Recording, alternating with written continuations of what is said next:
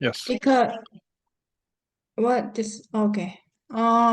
You know, it says like there are no elections and this transfer to spouse, there is no gain or loss, but then when she's transferring to daughter, there is a taxable capital gain. I don't know why it's like that.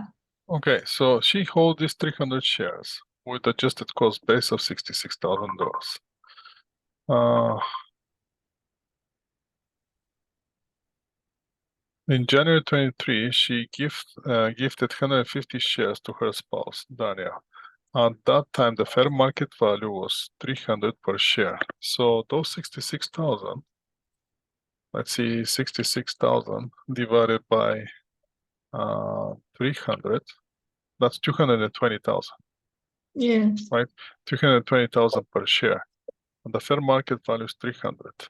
In July, gifted the remaining 150 shares to her 16-year-old daughter Isabel. Fair market value was 325, so he's going with the at the time of the gift. So gifted 150, and the fair market value in July she gifted the remaining 150 at the time of the gift. The December 23 eligible dividend was paid $4.75 per share. No election have been made. Which of the following amount is close to the increase of earnings 2023 income? On January 20, she gifted 250. So that time the fair market value was 300. 300. So let's see what they suggest in 9871. Let me write somewhere some notes. First, we have those shares of 220, right? So we have 150 and 150.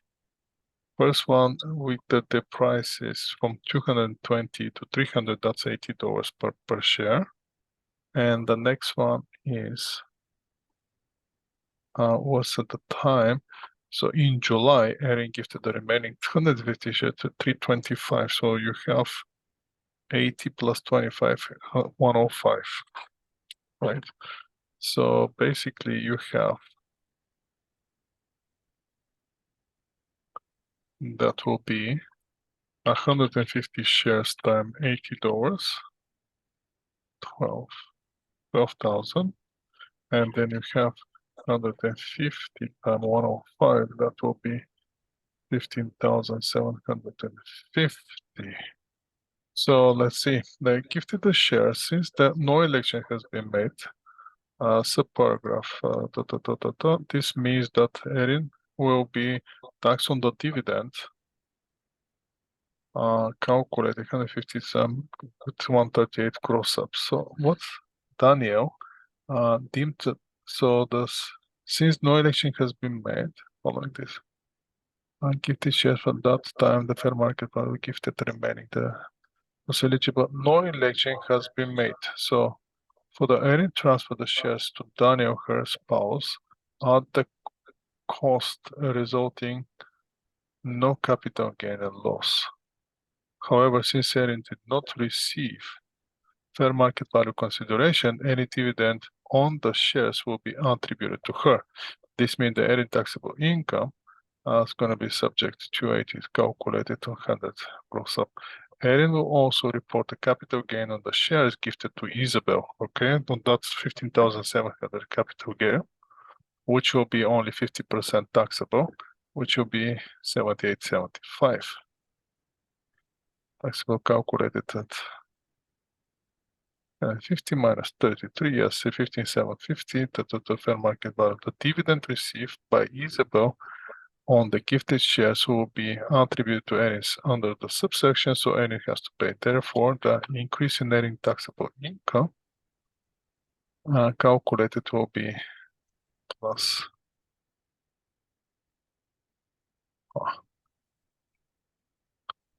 plus 893. So dividend received by Isabel will be attributed to earning under the calculated. So why? Yeah, that's interesting.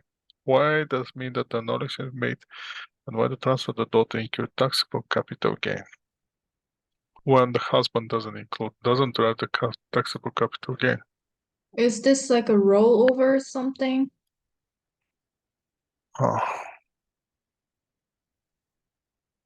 You see this one? I have to check on this one. I don't have answer for this. I haven't seen anything like this yet. Okay. So give me time to think about this. Yeah. I'll need to I'm gonna come back to you next time this, Okay. so I can have a reasonable explanation here. I understand the dividend, right? The dividend and the gross up. I understand the 15,750, only 50% inclusion. I understand those one, but I don't understand why there's no capital gain on the 12,000, which is the increase in the fair market value between her and her husband. What will be that? Why there is no at the time the fair market? She's gifted 150 of the share to her spouse. She gifted to both of her, Right. yeah. But I Yeah, don't know why only to her. so she's only remaining 50 shares. She's 16. I have to see what's the implication when she's 16. Is the implication because she's not 18? What exactly is she considered to be minor or not? What exactly is the thing? So let me dig on this one, and I'll come up with something here. Sure. Okay, let's see the next one.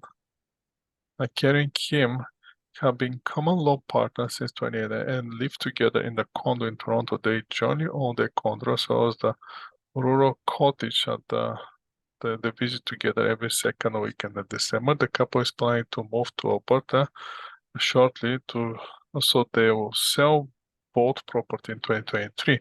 The condo was acquired in 2013, so the condo 2013 of 350 and will sell to 550, and there are, which year they are? 2023.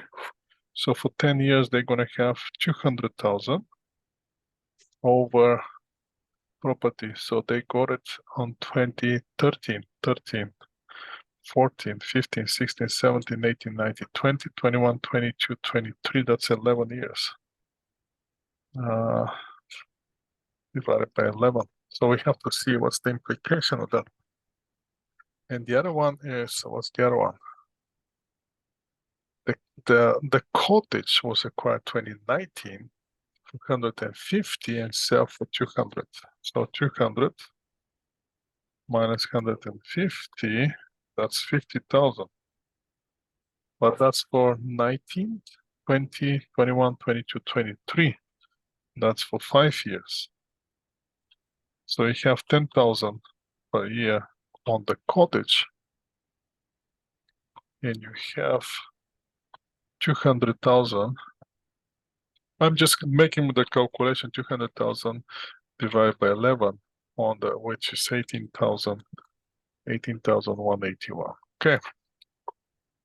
So which of the following statement represents the allowable election that will minimize their 2020 payable? Kerry and Katie will both elect to claim the condo as a principal residence for 2020. Yes, that will be under Kerry and will both elect to claim the condo as principal 2020, 22nd, and the cottage as a principal residence for 2023 only. 2023 only. Okay. Kerry and Kim both elect to claim the condo as principal 2020-2019 and the cottage residence from 2020 to 2023. That's definitely not that the case. Like to claim the condo principal in 2023, and Kim can claim the cottage as a no. The last one is no. The last one is no, definitely. So now we're going between, so the correct response is B. So that's why I calculated. So the whole idea here is when you have two properties, you calculating which one gives you the higher average per year, right? That's where you're going. You're going. That's why you're doing this calculation. Which one's going to give you the highest? That's why I check 200,000. So you have on the condo 500. Let me be able to share one small Okay. Excel. Anyway, so you're getting the condo, right? 550 minus 350, that's 200,000 clearly. And you have it from 2013. So 2013 to 2023, that's 11 years. That gives you here 18,181 per year. The average annual gain on the cottage is 10,000 per year.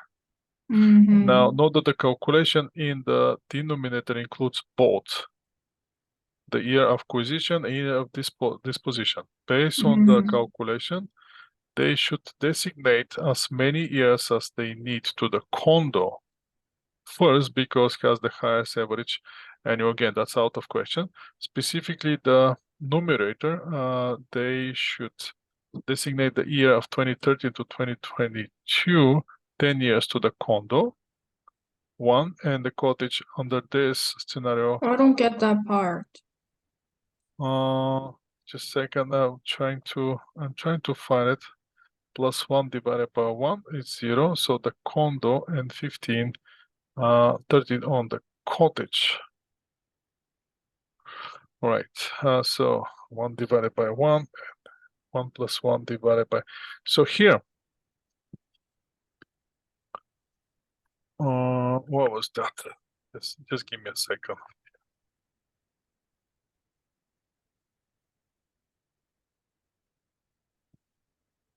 Yes, let's go to the textbook and I'll show you exactly where the calculation is.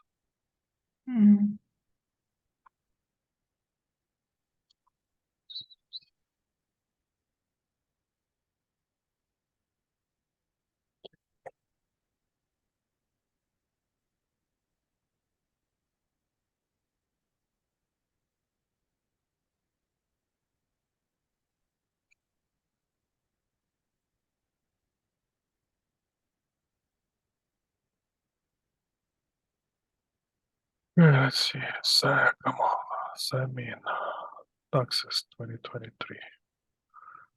Okay, I have here one taxes 2023. Is that what I'm chasing? Yes, that should do it. On this point, it doesn't matter which one, because there's no change in that.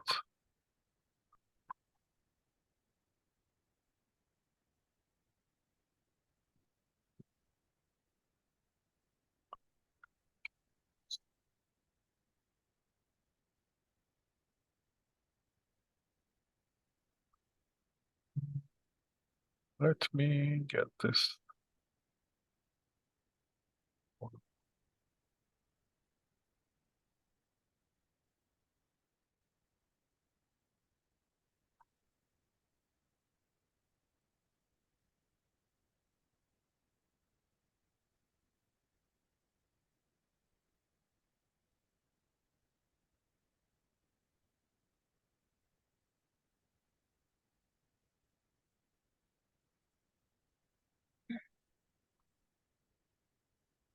Okay, let's see what we can get here. That will be chapter.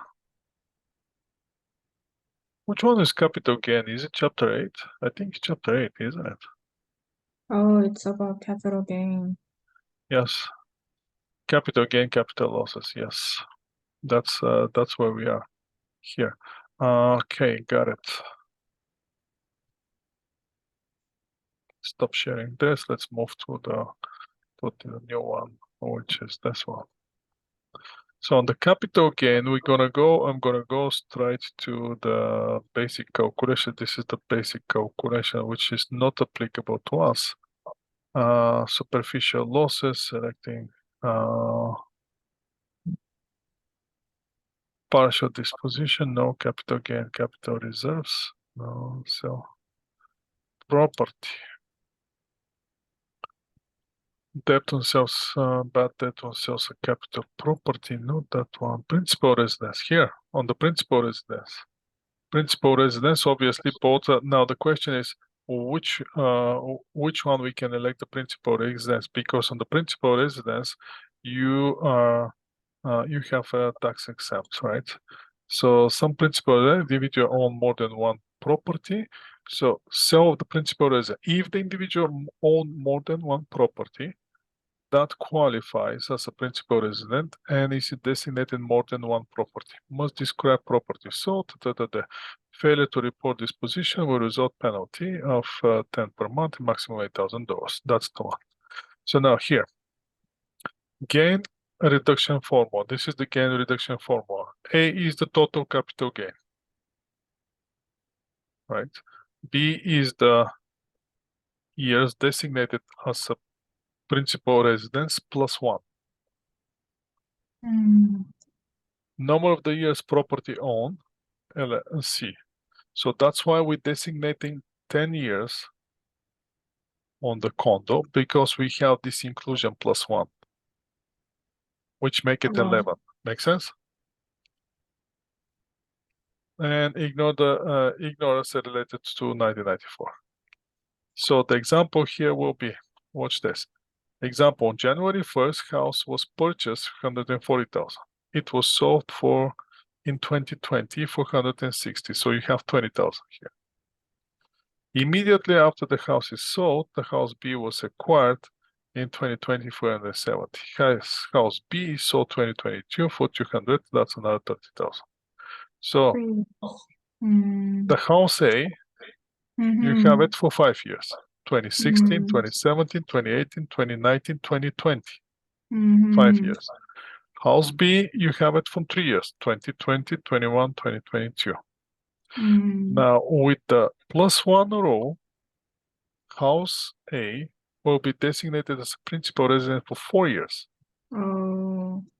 And then you have +1, which will leave 2020, 21, 2022 for house B. The same idea you are applying here.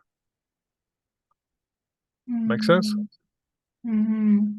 So basically, we're designating the condo for 10 years, and we're using this +1 calculation to wash out, to make it 11 divided by 11, nothing on there. And on the cottage, we're using only 1 year. Why 1 year on the cottage? Because we designated the last year to the cottage. Make sense? That's just the rule? That's the rule, right? That's how the rule is. We're adding this +1 as a factor. So basically here what they're saying is, and this calculation, let's go back to the question. Where is the question? Here. It's so difficult. So I know this one is tricky. This one is tricky, and you have to know the exactly the rules. Otherwise, it's gonna be nightmare. So you have it for 2011, right?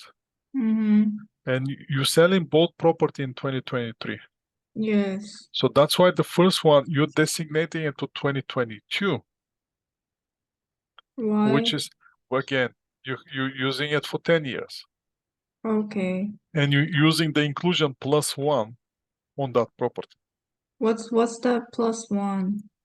That's given from the government. Okay. Right? That's why you're having +1. And that's why that one is washing everything.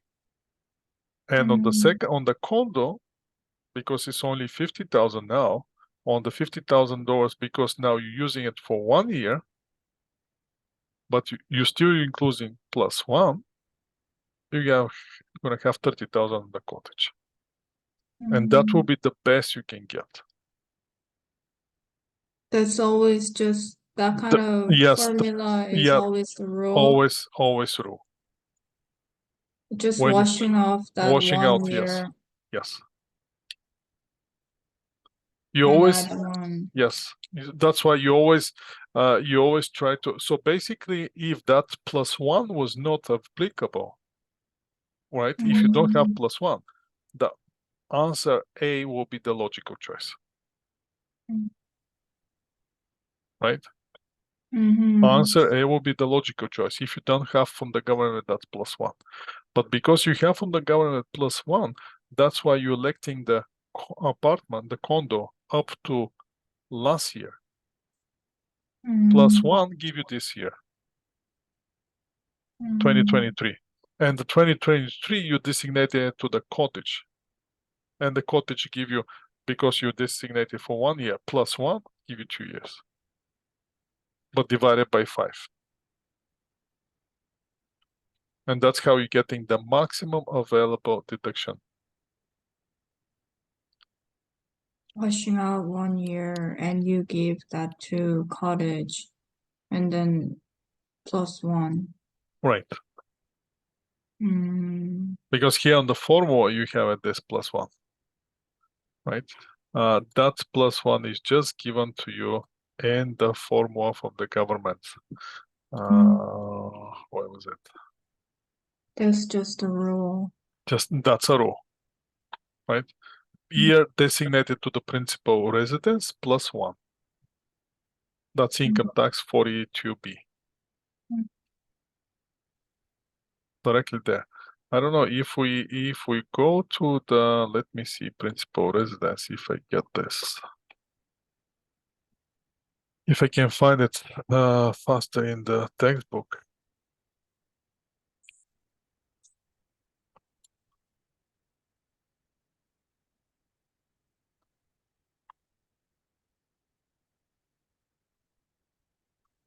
See how fast I can find it in the textbook.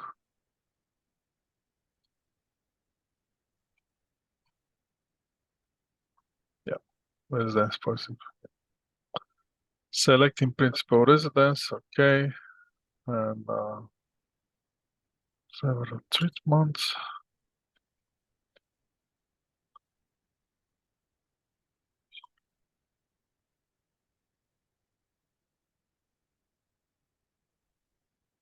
Gain reduction formula. This is your gain reduction formula. So let me show you here.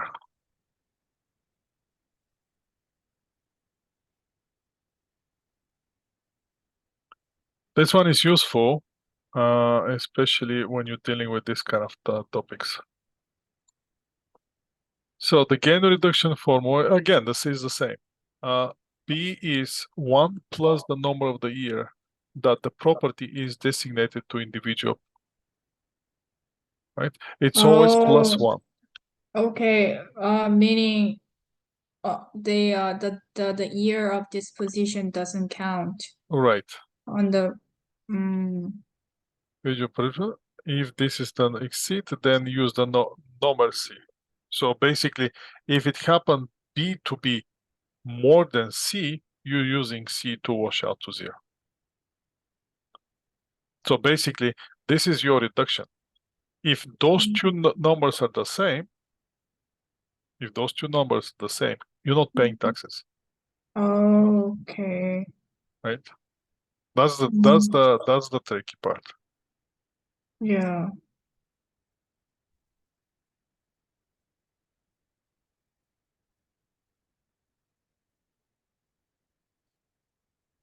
Let's see if that explicitly. So where is that individual federal? When the housing is property. Here there's some discussion on that one.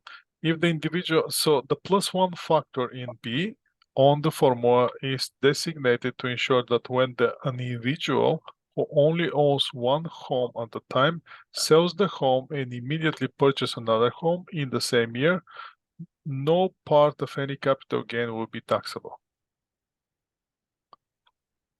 The importance of this additional year is illustrated in the following example. This is the following example when the Mr. Ford acquired first home at cost 240,000. Home is sold 2020 for 300,000, and he purchased the second home immediately for 330,000 in 2020. In 2020, he sold the second home for 375. So in this case, the calculation, let's see if they're giving a calculation. No, they're not talking about the calculation, but they're talking about this infraction here for 1 plus 1. 3 plus 1 will be for the could designate 2017, 2018, 2019 on the first property. Mm-hmm. And 2020, 21, 21 to the second property. On the sale of the first property, the component will be 3 plus 1 or 4, which is going to wash the 4 years. And with the next one, with the C component, the 4 with capital gain would be 0. And no amount would be required to be included on the net income. Note that in the practice of the individual selling a home and claiming the principal resident exemption would not designate to include the year of the sale, since it's not necessary to give a +1 factor. Following the approach, Mr. Fodor will designate the 2020 to 21 year only on the second property, which will result, again, to be calculated 2 plus 1 divided by 3. Again, there will be nothing.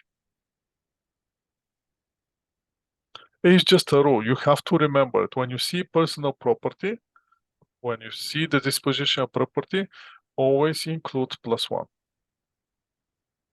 Okay, count up to disposition, and then for the numerator, don't count disposition. Right. And then +1. Right. That's for the numerator. For Okay. denominator, always count the total years that you designate. Right? That's how you should remember it. And as you can see in the question that they ask here, they don't ask you to do any calculation, how much is the capital gain or anything like that. They just ask you which scenario is going to give you the highest possible or which following standard allowable election will minimize the taxable payable. Oh, Right? okay. We're trying to minimize the taxable payable, not to calculate how Mhm. much is the tax payable. Okay. Calculation is not required. That's the way of minimizing. Right. Because Oh. in this scenario, you're going to pay the less possible taxes, only 30,000. In Mm, any other cases, you're going to end up paying more. okay, that's always the rule. Right. So the 30,000 will be taxable, but when you apply the 50%, the capital gain inclusion will be only 15,000.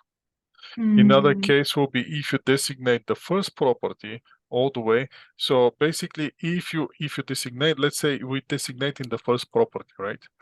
Then what we're gonna have? We're gonna have again. We're gonna have Denominator. right. We're gonna have 2013 all the way to 2022. That's 20. That's 11 years.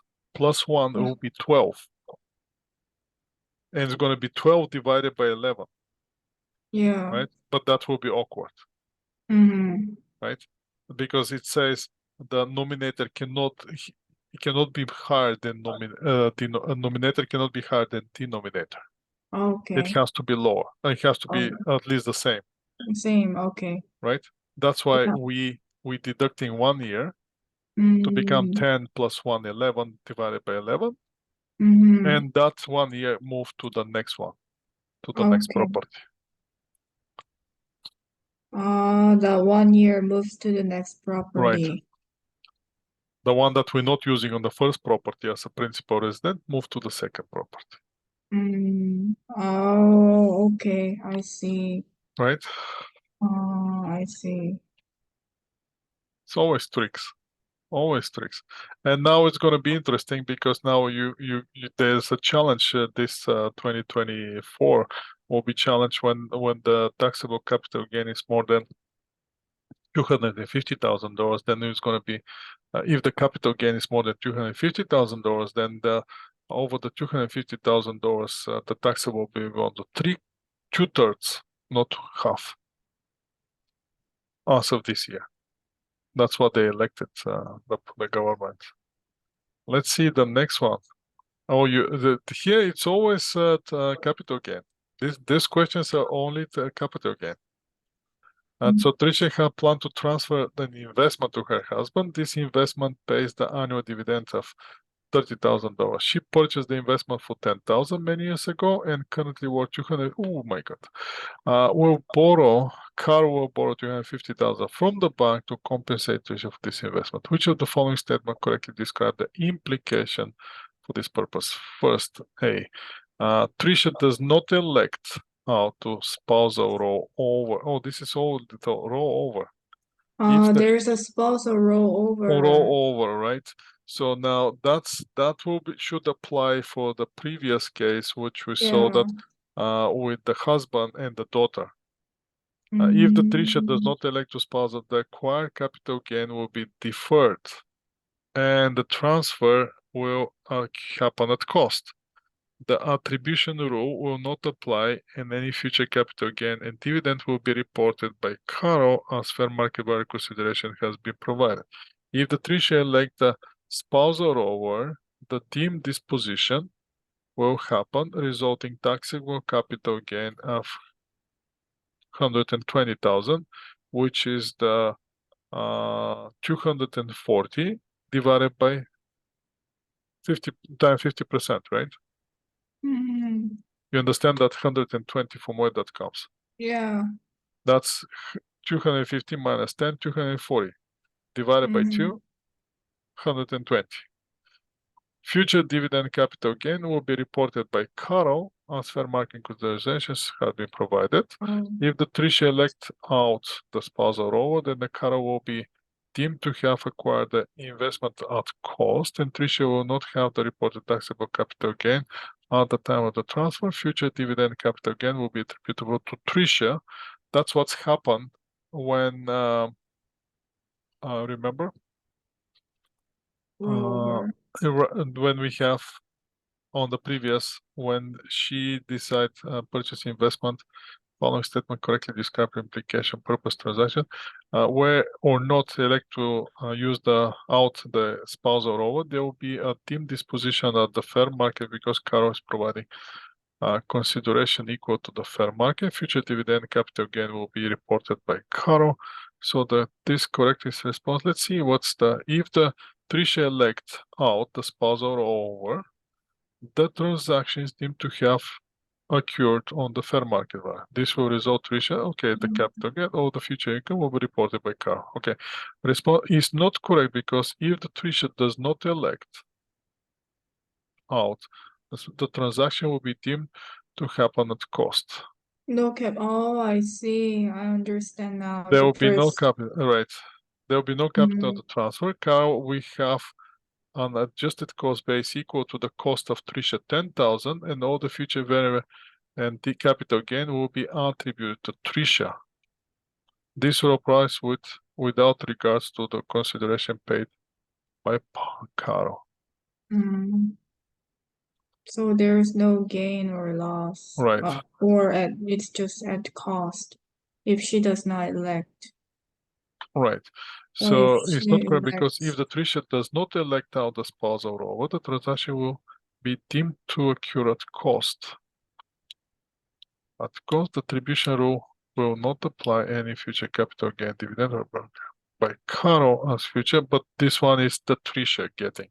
So the same thing, remember here, what was here? The election, so what was that? Close the increase, adjusted cost base and kind of no election has been made. No, right. Since the no election is been made, so what's going to happen with the first, when she transfer to the husband? Yeah, she can transfer it at cost, right? But when the husband sell it, the capital gain is going to hit her. Okay. Make sense? Yeah. And because there's no election, now the dividend that pays the shares, it doesn't go to spouse, even though the spouse owns the shares, it goes directly back to her. Okay, that's just a rule. That's just a rule. And with the second one, because it's the daughter, but I guess because she's it's not the husband, it's a daughter, then for the purpose of the daughter, she can Trisha here, she's gonna get the gain, right? She's gonna get the gain, and then the daughter for the future year, we're gonna have adjusted cost base of 325 per share. Make sense? So in that case, Trisha, this person Erin get the gain right away, pay taxes on the gain, and then the daughter, if the price goes up, let's say to 400, she's gonna pay only on the 75 increase, not on the from 220 all the way to 400. And since there's no election, Prisha gets the dividend as well. Right? In this case, Yeah. Erin's gonna get the dividend as well. So she's gonna get the dividend on spousal. She's gonna get the capital gain on the daughter, and she gets the dividend from the daughter. Okay, that's just a rule. Just the rule, yes. For the when Your there's no daughter. election is made. Okay. When transferring to daughter, Right. it's not like transferring to spouse. Not like yes. When Okay. because we have a spousal rollover. We don't have a Mhm. like a child rollover. Only spousal rollover. Oh, okay. Let's see actually where is that row over as on the slides. Let me see if I can easily find it.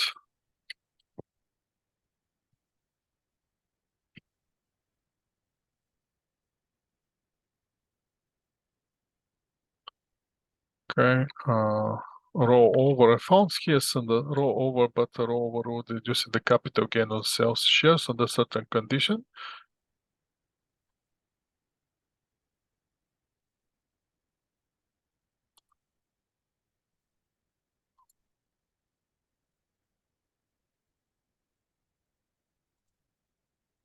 Deferral replacement. No, there doesn't say too much on the row over. I don't know what they. Where did you get those questions from, Densmore? Yeah. Why are they pushing on the row over? That's a very how can I say very hard question on the taxes. I think Densmore just gives you hard questions. Yeah, but in reality they to push on the row over. I don't know if they're gonna push you on the row over. That's a very specific. But anyway, regardless if they do or not, at least you understand what you have to do, right? Yes. When you don't, elect, there's Right. no gain and recognize that cost. Right. Gain or loss, okay. Let me see if I can find something quickly in the textbook. Spousal row over. I think I found.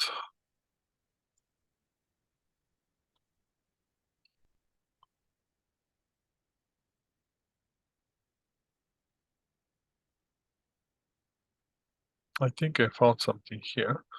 Let me see what the rental property. Gift to spouse. Capital recapture.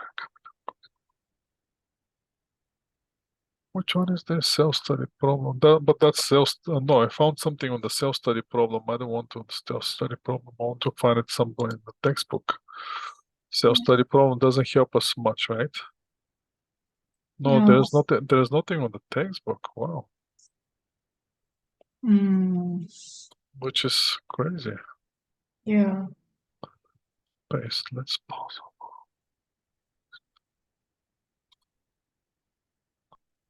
Yeah, only on the self-study. And they give you different scenarios, rollovers.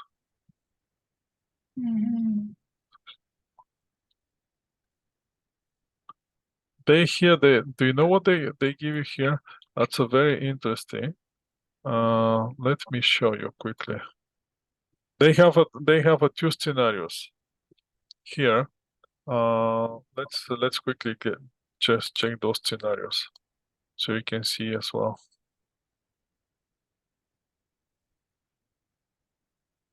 Here, give to spouse. So election to avoid the spousal rollover result if the application of the non-arm's length gifting rule that treats the gift as a disposition at the fair market value for the both people. As a result, proceeds of disposition will have the immediate taxable gain, right? If you avoid the to avoid the spousal rollover, right? So results applicable non-arm's length. So you're getting the immediate taxable gain. And that will be as long as will be. However, since the transfer is a gift, does not use his own funds to purchase the shares. It happened that the depth of his house on the interest rate. So, and here we have a gift to child. Under income tax 6.1, the gift to non-arm's length person related is treated as if were a disposition of the fair market value. Oh, okay. That's just a rule. Right. Mm. Gift to children, gift to spouse. On the gift to spouse, you have the spousal rollover rule, where in the gift you treat it as a non-arm's length person. Okay.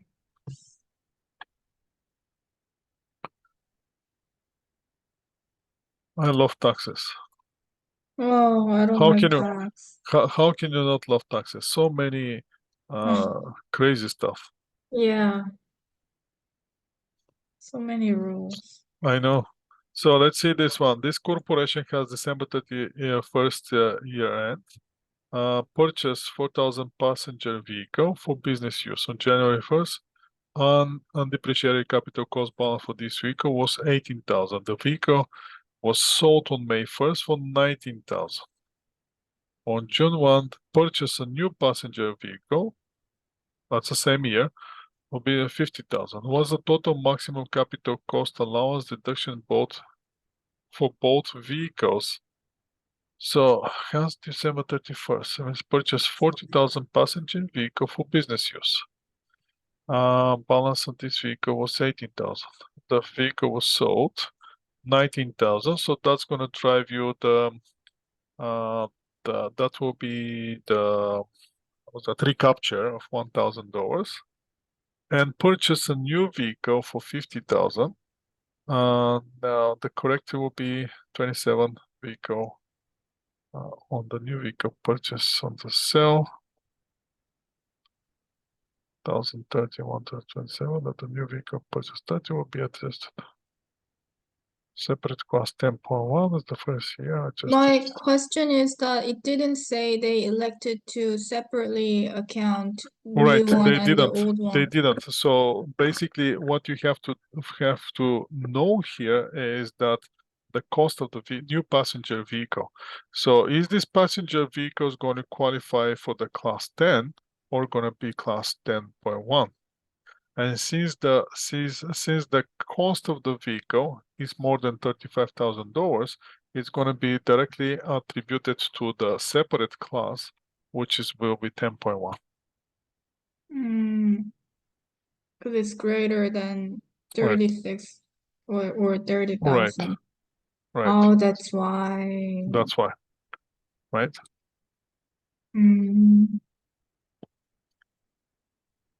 But then new one is also purchased at a price of 50,000.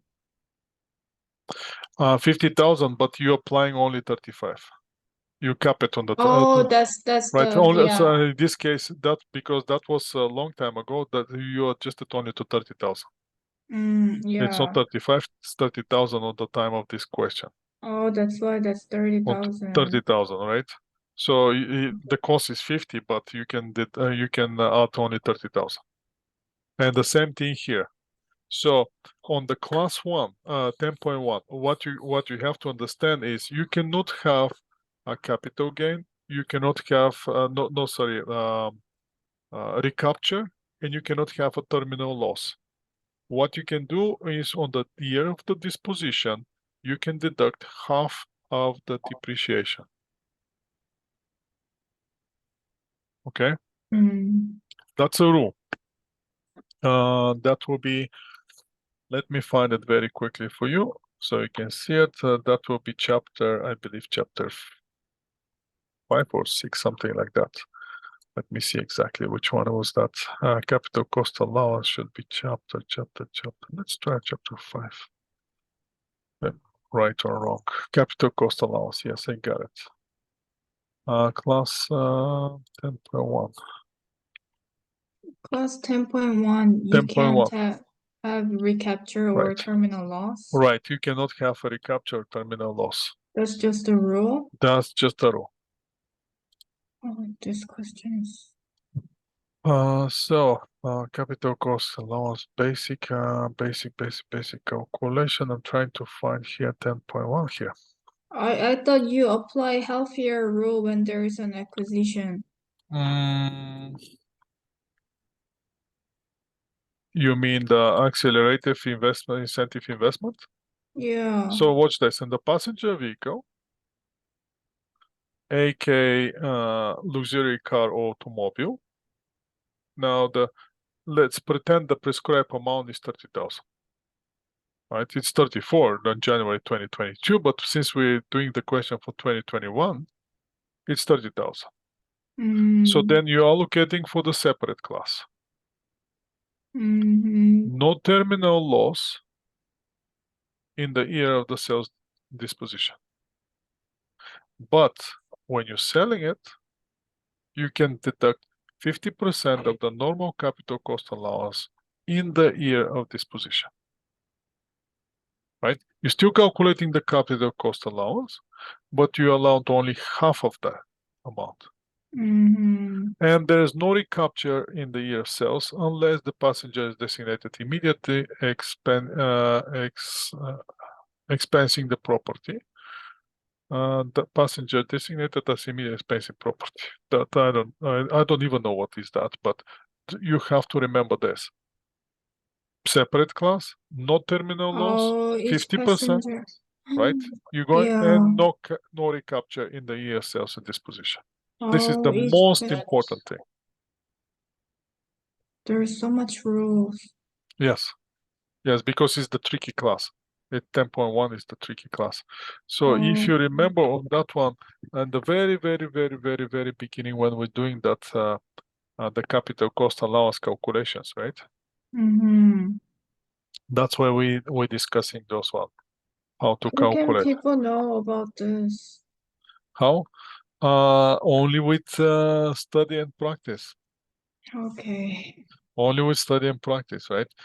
Because it's the special class, 10.1 is special class. So you just have to memorize it, right? Oh, You have to memorize it. There's no, on the year of the disposition, when you sell it, okay.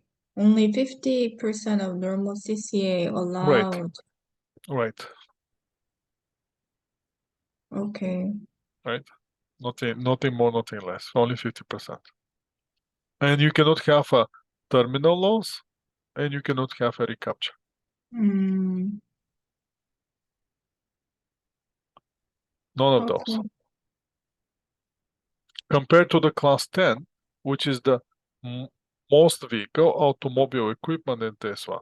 But in order to be here, it has to be passenger vehicle, cost. So this one, the cost has to be below 30,000. Now this one is under the old rules. Right.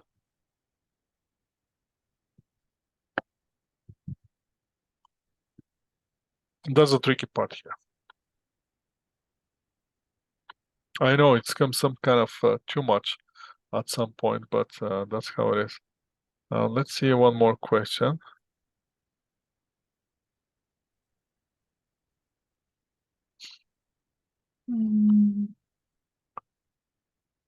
Here, so this is the other one. Let's take separated in 2020. Okay, Search took custody of their child.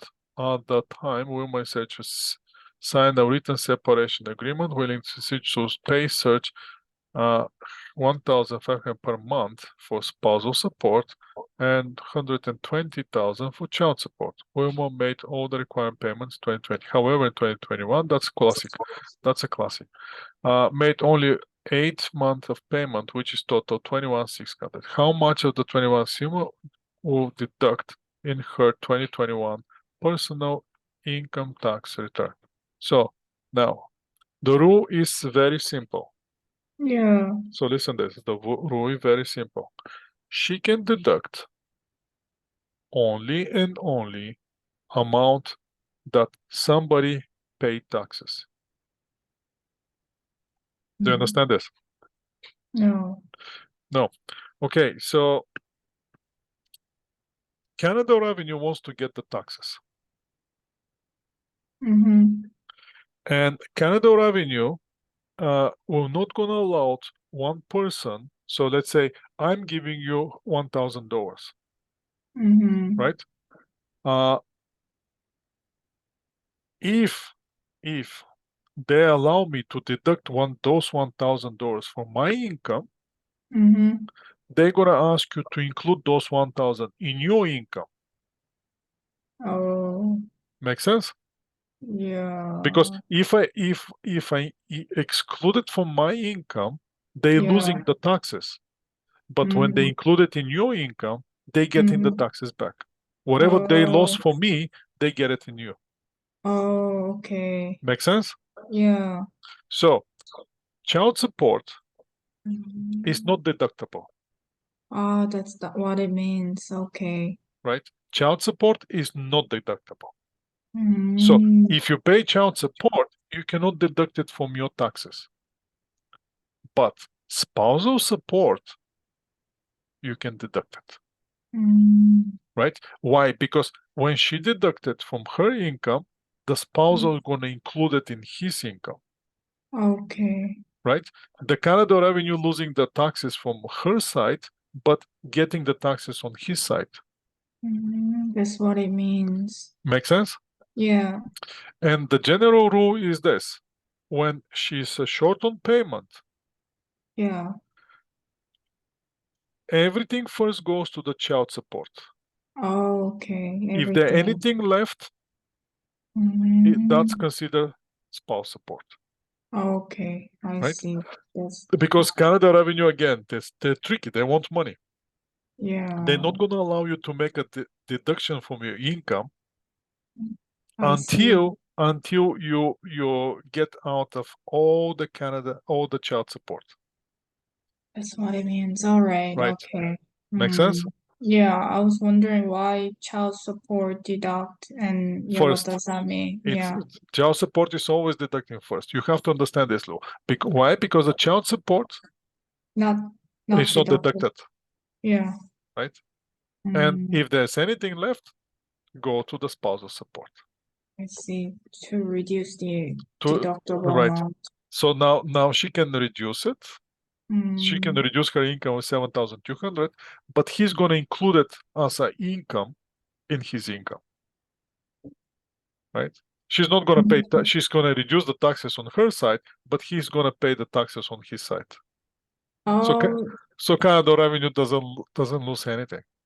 okay. So on her side, she can only deduct 7,200. Yes, 7,200. Yes, only the Oh, spousal support. Child support is not deductible. not deductible on her No, part. Okay. no, no. Oh, Child I support see. is paid after taxes. Mm, That's the interesting part here. This is a classic example. Always, this is one of the questions that's always comes. That should be yeah. very straightforward. Mm-hmm. So regarding reserves in the year of debt, oh my God, for example, reserves for What are doubtful reserves? reserves in the year of debt. Let's see.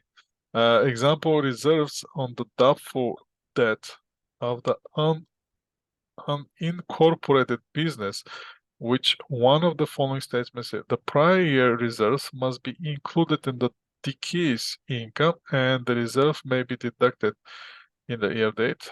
Prior year reserves must be included in the decrease income, and the reserve cannot be deducted in the year of date. Prior year reserves does not need to be included.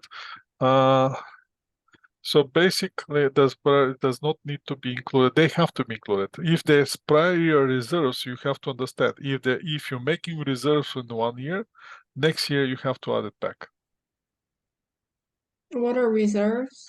Reserves is watch this. Let's say I'm going to give you a very simple example, not necessarily true, but you can understand the logic in this. Imagine this: you earning income, but you haven't been paid, or you're going to be paid in the next 3 years.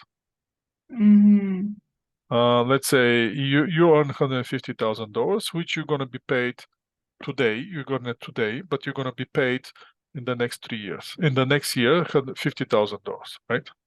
Okay. So the first year you can make let's say you have to report income 50,000, 150,000.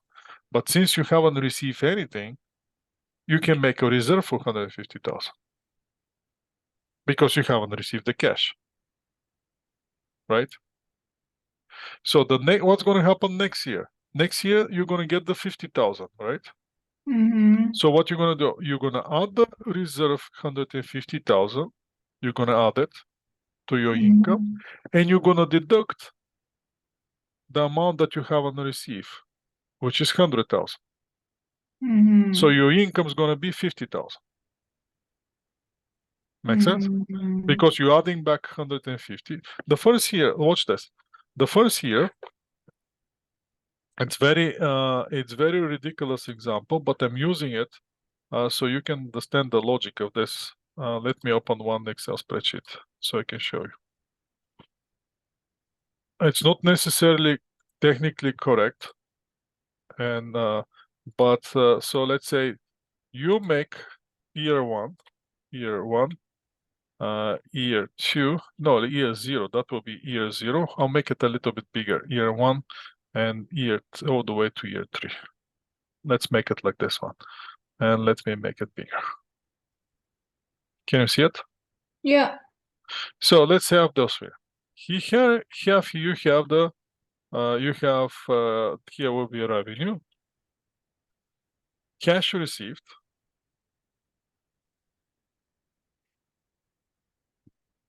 and then we're gonna have provision. What's a provision? Provision is something that government gives you. Okay. And that will be, let's go here, inclusion.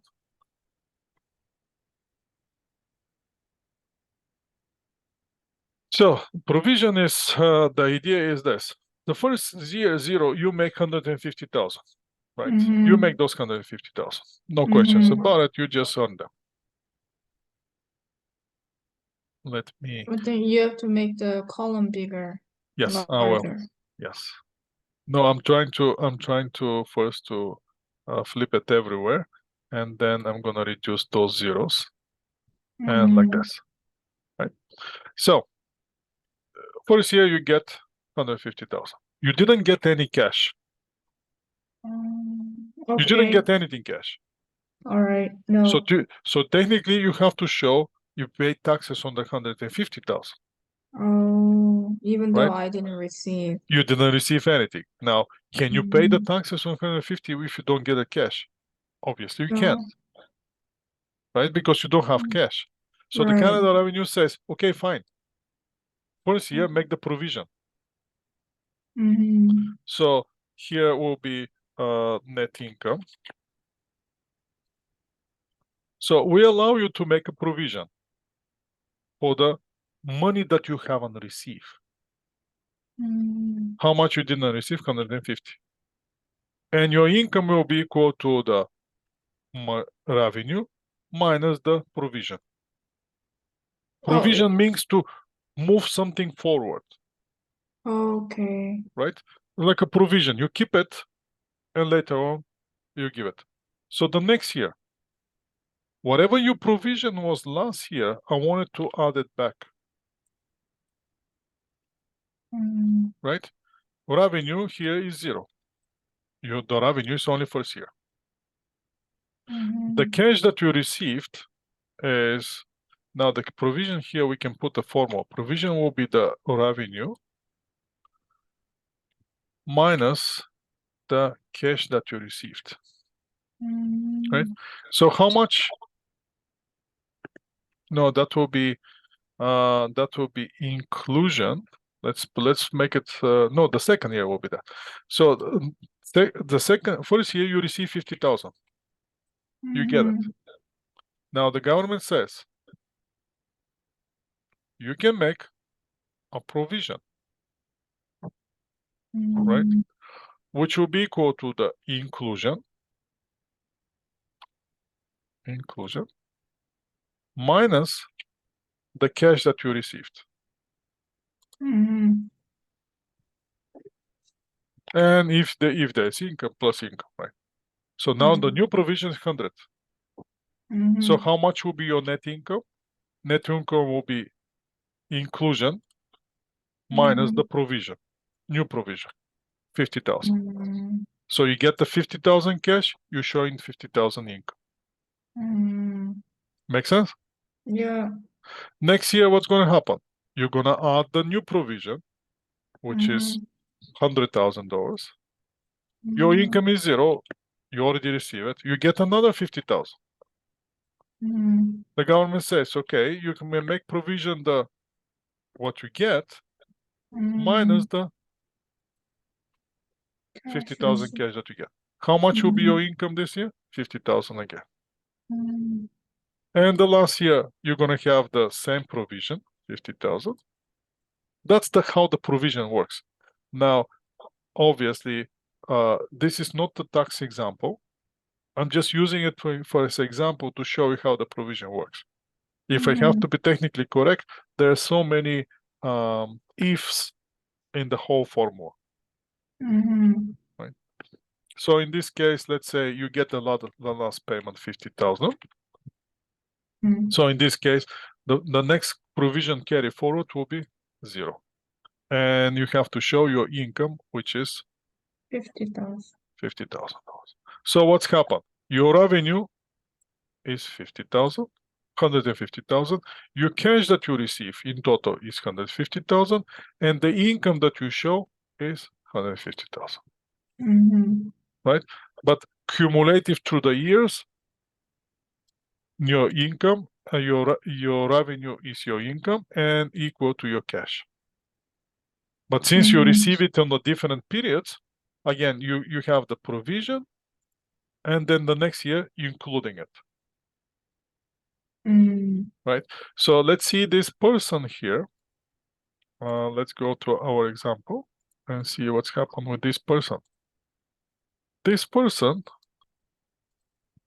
regarding reserves, so he has a reserve, which is provision from the forward to further, right? So he has to add that reserve, and a reserve may be deducted in the year of death. So it's correct on the death of the year, reserve taken on the prior must be included in the income, right? While illimited type of reserves can be claimed, the deceased is not prohibited from deducting the reserve with the respect of the bad debt on the business. The only exception of bad debt reserve cannot be deducted is when the reserve is specifically listed. The reserve that is denied. Okay, so what that means is he's making so if we see this question and how everything is, he running this incorporated business, correct? And he having reserve for doubtful debt, which is doubtful debt is exactly the revenue which he thinks that he might not get. Make sense? So how are you going to reduce it?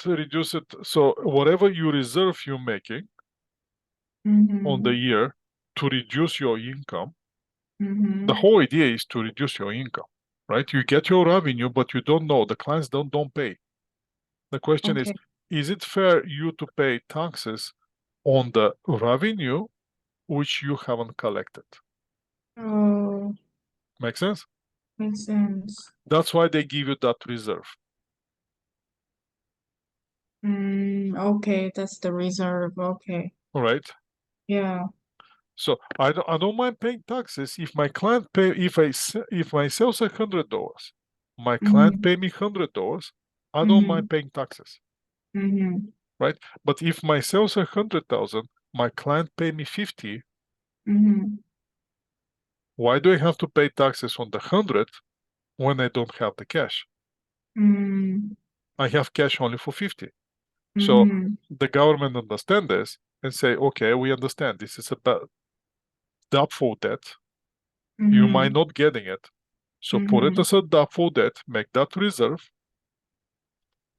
And next year, when you get the money, pay the taxes, Mm. right?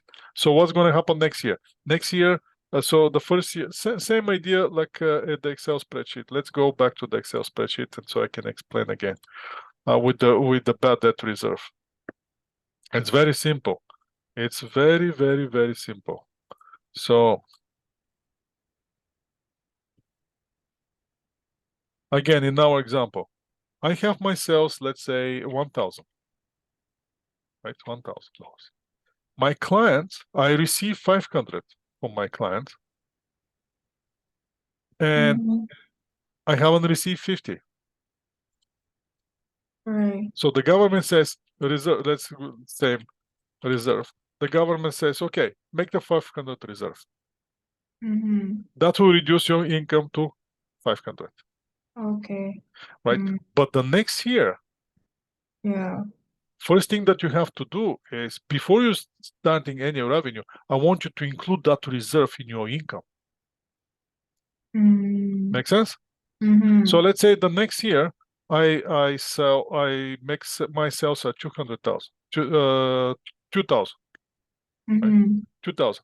But the client paid me only $1,700, Mhm. right? So now I can make a new reserve Oh. of $800. Oh, prior years you need to add Right. So how much will be? 500 800. plus 2,000 minus 800 will be my reserve. How much will be my income? My income will be my inclusion plus my revenue minus my reserve, 1,700. Make sense? Mhm. Which will be equal to the cash that I received. Now the next year, let's say the client pay me, my sales are, my revenue is $1,000. My client now pay me $1,300. Mhm. Now my reserve will be, my reserve will be this one plus this one minus that one. And my income in this case is not going to be 300, it's going to be 1,300, the cash that you received, right? You're trying to match the income with the cash that you're receiving, Mhm. right? So let's say in the next year, I'm starting with my reserve, adding my reserves first. My sales are $800 only, and I collected $1,000 cash. But what happened is I pass away, Okay. right? So what do I have to do? I have to include it, make the inclusion of the reserve, Mhm. show my revenue.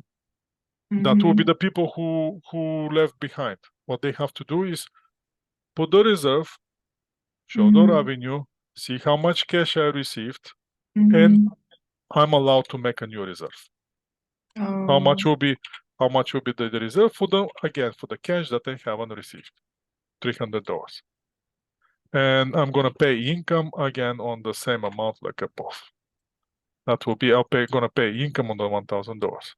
I mean my people who left. Now, why is that? Because as soon as these people who haven't paid me, they figure out that I'm dead. Who's gonna Yeah. pay? Who's gonna pay? No one. No one. Is it Mhm. fair for the people who left to pay taxes on something that these guys never gonna pay? No, Oh, no. no, right? Okay. That's where we are. Mhm. I see. Right? Yeah.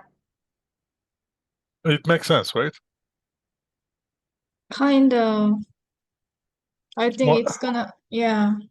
Well, you include the reserve from the prior year. right? So technically, what's happened is no, here the cash is a little bit more cash has to be here. Yeah, you always whatever you reserve on the current year, you have to add it first in the next year. Always, Okay. always. And as you can see, your net income is equal to the cash that you're receiving, Yeah, not for the revenue that you're getting. The revenue that you're getting always will be the cash that you receive plus the reserve. If you collect exactly the same amount, let's say you collected here $1,300, there's no reserve. Okay. Why? Because you collected everything. I see. Mm. It's kind of logical, right? It's kind of logical. The whole point is you to pay, you not to get from your money to pay the taxes, but to pay the taxes from the money that the client paid you, which makes sense, right? That was actually the last question. Yeah. It's very interesting with the reserves. It's a good thing that the government give you that option, because that's again, it give you some relief from not to pay from your own cash for the taxes, for the money that you owe, and the cash that you haven't received. Okay. Make sense? Yeah, makes sense. Now you have to find more questions for me. Yeah, those are from Densmore and CPA's retired exam. Okay. Yeah, I've been repeating Densmore for a while, and this is about this much is about what